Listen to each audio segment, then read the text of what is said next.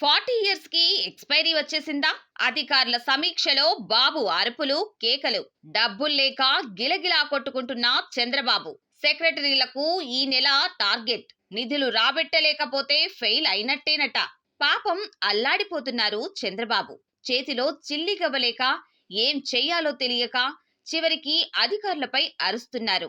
ఈ నెలాఖరు వరకు గనక కేంద్రం నుంచి నిధులు రాబెట్టలేకపోయారో అంటూ వార్నింగ్లు ఇస్తున్నారు.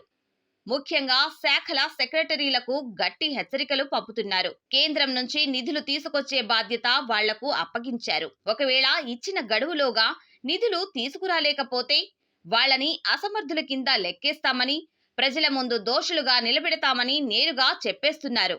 గతంలో ఇలాంటి ప్రవర్తన ఎప్పుడూ చూడలేదు. ఇలాంటి ధోరణి ఎన్నడూ లేదు కూడా.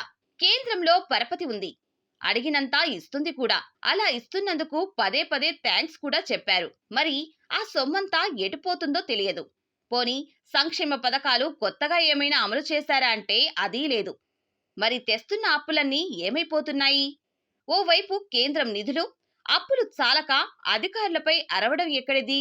అయినా నిధులు తీసుకురావడానికి మంత్రులు ఉన్నారు, ప్రజలు గెలిపించిన ఎంపీలు ఉన్నారు, కేంద్ర మంత్రులు ఉన్నారు. వాళ్లకు కదా టార్గెట్ పెట్టాల్సింది. కావాలంటే మంత్రులు, కేంద్ర మంత్రులు, ఎంపీలకు రాష్ట్ర అధికారులు సహాయంగా ఉంటారు.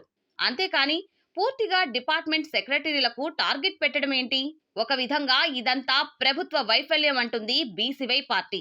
చంద్రబాబుకు పరిపాలన చేతకావడం లేదని చెప్పడానికి దీన్నొక సాక్ష్యంగా చూపుతోంది. ఇప్పుడున్నది ఒకప్పటి చంద్రబాబు కాదు. 40 ఇయర్స్ ఇండస్ట్రీకి కాలం చెల్లింది. ఆ అనుభవం ఎందుకు పనికి రాకుండా పోతుంది? కనీసం నిధులు ఎలా రాబట్టుకోవాలో తెలియక అధికారులపై అరిచినప్పుడే ఆ సంగతి అర్థమైంది. సంపదను క్రియేట్ చేయడం రాక ఆపసోపాలు పడుతున్న తీరు అర్థమవుతూనే ఉందంటుంది బీసీవై పార్టీ.